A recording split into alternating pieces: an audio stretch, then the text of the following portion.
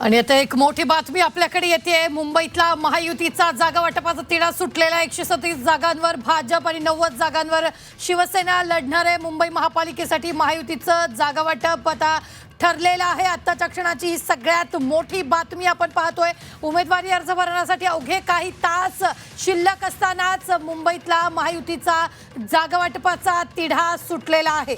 137 जागांवर भाजप लढेल तर 90 जागांवर शिवसेना लढणार असल्याचं कळतंय। भाजपची उमेदवारांची पहिली यादी जाहीरही झालेली आहे। शिंदेंची अद्याप कुठलीही यादी जाहीर झालेली नाहीये। मात्र मुंबई महापालिकेसाठी महायुतीचं जागा वाटप ठरलेलं आहे। ही सगळ्यात मोठी बातमी आपण आत्ताच्या क्षणाची पाहतोय। गेल्या अनेक दिवसांपासून बैठकांचं सत्र सुरू होतं। अनेक बैठकांमध्ये जागा वाटपाचा तिढा सुटलेला नव्हता, मात्र आज जागा वाटपाचा तिढा सुटल्याचं कळतंय। या संदर्भात ताजे अपडेट देत आहेत आपले प्रतिनिधी ओम देशमुख। ओम, महायुतीच्या जागा वाटपाचा तिढा सुटलेला आहे। अगदी बरोबर रुबिना, खरं तर गेल्या अनेक आठवड्यांपासून युतीबाबत सातत्याने चर्चा होती। त्या मुंबईतल्या भाजप आणि शिवसेनेच्या युतीवरती शिक्कामोर्तब झालेलं आहे।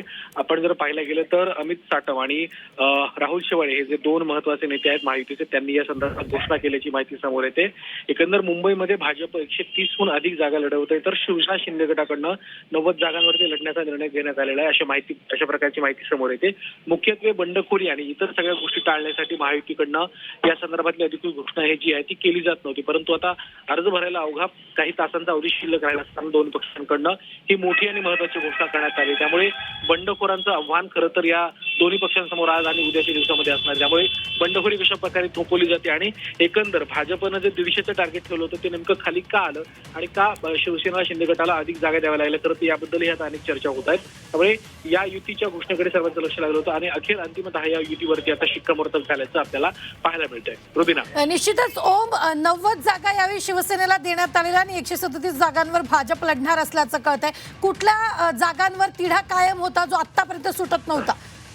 खरं जर आपण पाहायला गेलं तर मुख्यत्वे ज्या जागांवरती एकनाथ शिंदे यांचा दावा होता त्या जागा खरं तर ठाकरे गटाच्या विनिंग जागा होत्या। ठाकरे गटाचे नगरसेवक त्या जागांवरती उमेदवार होते आणि खरं तर याच संदर्भातला जो तिढा होता तो सातत्यानं कायम होता। त्या तिढ्याबद्दल अनेक वेळेला प्रश्नचिन्ह उपस्थित झालं होतं, चर्चा देखील होत होत्या, परंतु या सगळ्या गोष्टी बाजूला सरून अंतिमतः शेवटच्या क्षणापर्यंत ही सगळी गोष्ट आणून आता कुठेतरी या सगळ्या संदर्भामध्ये निर्णय झालेला आहे। शिंदेकडून 90 जागा तर भाजप 130हून अधिक जागांवरती लढताना आपल्याला या निमित्तानं पाहायला मिळते। त्यामुळे या सगळ्या सूत्रामध्ये 137 जागा भाजपच्या पडद्यात पडल्यात तर 90 जागांवरती शिंदे गटाचा आता उमेदवार असणार आहे। त्यामुळे उद्याचा दिवस खऱ्या अर्थानं सर्वांना महत्वाचा असेल आणि उद्याच्या दिवसात नेमक्या काय काय घडामोडी होतात त्यावर निवडणुकीच्या निकालाचं बरंचसं अवलंबून आहे। निश्चित, धन्यवाद ओम ताजे अपडेट देण्यासाठी। आम्ही वेळोवेळी तुमच्याकडून या संदर्भातले ताजे अपडेट घेत राहणार आहोत।